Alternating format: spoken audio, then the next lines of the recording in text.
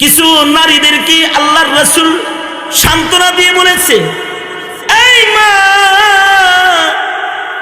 তোমার সন্তান যুদ্ধের ময়দানে শহীদ। কিছু বিবিকে রাসূল সান্ত্বনা দিয়েছে, তোমার স্বামী শহীদ।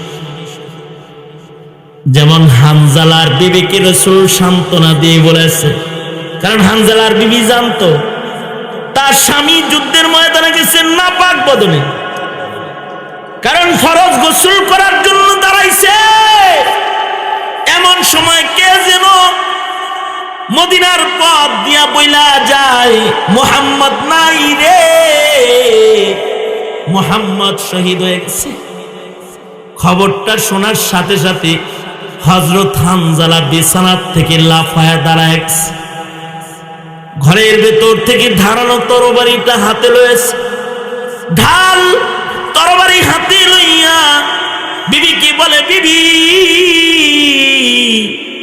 বাসর ঘরে রাত কাটাইলাম, আমার প্রাণের নবী নাকি মদিনায় নাই, আর তোমার কাছে থাকার কোনো সুযোগ নাই। আমার নবীর প্রেমে আমি ময়দানে ছুটলাম। বিবি ডেকে বলে, স্বামী গো, একটু গোসল করে যাও। ও স্বামী, নিজের নাপাক বদনের নাপাকটা একটু ধুইয়া যাও। হানজালা বলে, কার জন্য আমি গোসল করব? আমার রাসূল যুদ্ধের ময়দানে শহীদ হয়ে গেছে। বিবির কথা কর্ণপাত না করে হযরত হানজালা উহুদের ময়দানে দৌড়ে চলে যায়। উহুদের প্রান্তরে হানজালা যুদ্ধ করতে করতে করতে করতে শহীদ হয়ে যায়। মুসলমানদের যুদ্ধের শেষ ভাগে যখন বিজয়ের মালা গলায় চলে আসে, যারা শহীদ হয়েছে তাদেরকে আল্লাহর রাসূল বিনা গোসল কবর দেওয়ার জন্য নির্দেশ করে ফেলায়। শহীদরা মদিনার সামান্য দূরে, শহীদরা শহীদ হয়েছে, মদিনার থেকে ফ্যামিলির লোকেরা হাজির হয়ে যায়। জিন্দেগির শেষ বিদায় দেওয়ার জন্য বাপ সন্তানরে বিদায় দিতে হাজির হয়ে যায়। বিবি তার স্বামীকে বিদায় দিতে হাজির হয়ে যায়। আজব এক দৃশ্য পয়দা হয়ে যায়। আল্লাহর রাসূল সাল্লাল্লাহু আলাইহি ওয়াসাল্লাম নিজের শহীদ সাহাবীগুলোকে বিনা গোসল কবরের ভিতরে নামাইতেছিলেন। সাইয়্যিদুশ শুহাদা, শহীদদের সরদার হযরত আমির হামজাকে আল্লাহর রাসূল কবরে নামাচ্ছিলেন। এমন সময় কেউ তো কথা কয় না, কিন্তু একটা মহিলা চিৎকার করে বলে, রাসূল গো, কাউরে গোসল না দিলেও আমার স্বামী হানজালাকে একটু গোসল দিয়ে কবরে নামান, কারণ আমার স্বামী বাসর রাতে আমার সাথে ছিলেন, ফরজ গোসল মাথায়। এমন সময় কে যেন বলে, রাসূল নাই রে, রাসূল নাই। খবরটা শুনে আমার স্বামী পাগল হয়ে গেছে। ওগো আল্লাহর নবী, আমাকে ভুলে গিয়ে, আমার স্বামী গোসলের কথা ভুলে গিয়ে আপনার প্রেমী মাতোয়ারা পাগল পারা যুদ্ধের ময়দানে চলে আইছি। নাপাক অবস্থায় আমার স্বামী শহীদ হয়েছে গো আল্লাহর নবী, দোহায় লাগে কাউরে গোসল না দিলেও আমার স্বামীর একটু গোসল দিয়ে দেন। আল্লাহর নবী নির্দেশ করলেন, শহীদদের লাশ বাছাই করো, এর থেকে হানজালার লাশ আলাদা করো, তার লাশটাকে একটু গোসল দাও। সাহাবীরা যুদ্ধে শহীদদের লাশ তন্ন তন্ন করে দেখি, শহীদদের লিস্টের ভেতরে হানজালার লাশ দেহ মোবারক খুঁজে পাওয়া যায় না। নবী পেরেশান হয়ে গেলেন, তাহলে আমার হানজালার লাশ কই গেল? আল্লাহর রাসূল সাল্লাল্লাহু আলাইহি ওয়াসাল্লাম কিংকর্তব্য বিমূঢ়। আল্লাহর নবী হানজালার বিবি কাঁদতেছে,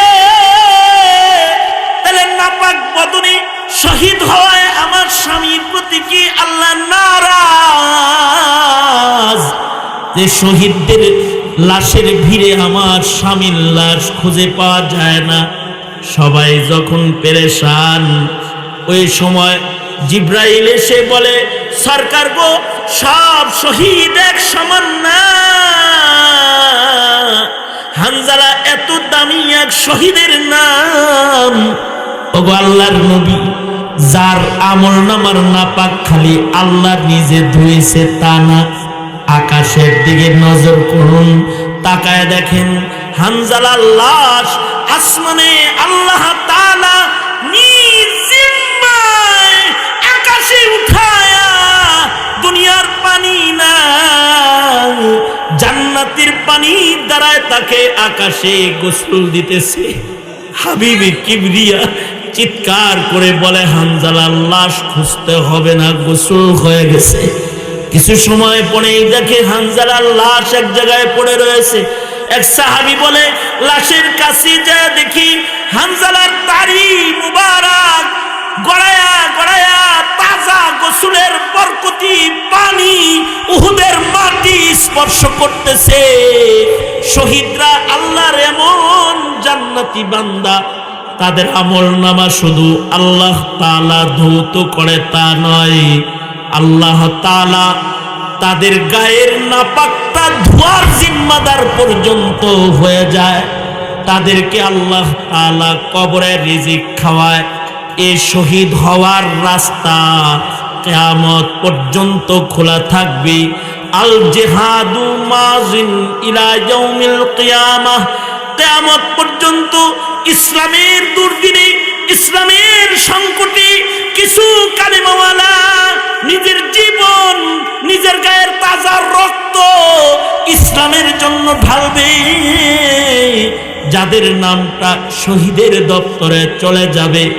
এই শহীদের মরণের জন্য আল্লাহর রাসূল নিজে দোয়া করতেন, আল্লাহ যদি এমন হতো যে আমি বারবার শহীদ হইতেছি, বারবার তুমি আমায় জিন্দা করতেছো, আবার আমি শহীদ হইতেছি, আবার জিন্দা করছো, আল্লাহ এমনটি দৃশ্য যদি আমার জীবনে হতো কতই না ভালো হতো। সরওয়ারে দু আলম নবী নিজে শহীদের মরণ চেয়েছেন। এজন্য কেউ যদি শহীদ না হতে পারে, তাহলে পিতারা দোয়া করবে, ওগো আল্লাহ তুমি আমাকে শহীদের বাপ বানায়ো, ওগো আল্লাহ তুমি আমাকে শহীদের মা বানায়ো। কত মা আছে যুদ্ধের ময়দানে যার সর্বস্ব শহীদ হয়েছে। মা সে সন্তান হারায়েছে, সে স্বামী হারায়েছে, সে পিতা হারায়েছে, তারপরেও রাসূলের সামনে দাঁড়ায় বলে, ওগো সরকার আমি সব হারাইছি, এই জন্য কান্দি না। আমি কান্না করতেছি, এটা খুশির কান্না যে আমি আমার রাসূলকে পেয়েছি। কারণ আমি জানি যাদের হারাইছি, তাদের হারাই নাই, তারা আমার জান্নাতের ইঞ্জিন হবে, আর তারা আমার সন্তান আমাকে টেনে টেনে জান্নাতে নিবে, জান্নাতে নিবে। জানি এই প্রকারের পিতা মাতারা ভাগ্যবান পিতা মাতা, যাদের ঔরসের সন্তান দিনের জন্য শহীদ হয়ে যায়। এই মা বাপ গুলা বিনা হিসাব জান্নাতি। ওই সকল পিতারাও ভাগ্যবান পিতা, ওই সকল মায়েরাও ভাগ্যবান মা, যাদের মাসুম বাচ্চা মইরা যায়। বালেগ হওয়ার আগে যে সন্তানগুলা মারা যায়, সে সন্তানগুলা মায়ের কোলে মরে যায়, বাবার কোলে মরে যায়। বাবার নিজের সন্তান কবরে রাখার দৃশ্যর চাইতে কঠিন দৃশ্য দুনিয়ার মাটির পরে হয় না। মা নিজের সন্তান গোসল দেওয়ার দৃশ্যের চাইতে কঠিন দৃশ্য পৃথিবীর মাটিতে হয় না।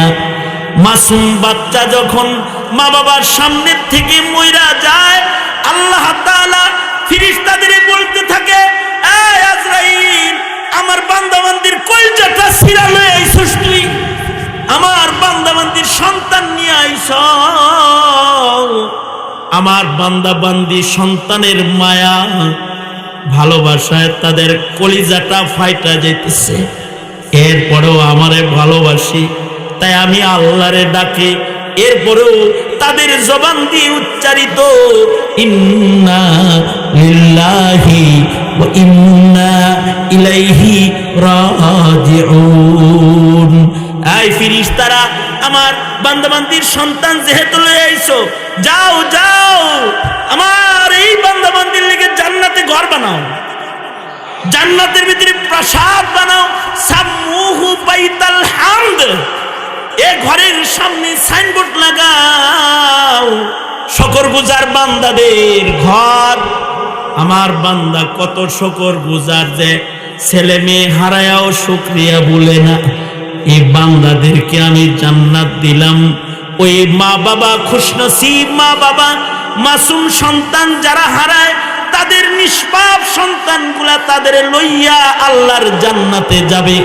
ওই মা বাপ ভাগ্যবান মা বাবা যাদের ঔরসে প্রতিবন্ধী সন্তান জন্মায়, পাগল সন্তান জন্মায়, কিন্তু পাগল সন্তানটাকে গলা টিপে হত্যা করে না, নিজের জানের বিনিময়ে পাগল বাচ্চাটাকে লালন পালন করে যায়, প্রতিবন্ধী সন্তানটাকে পাইলা যায়।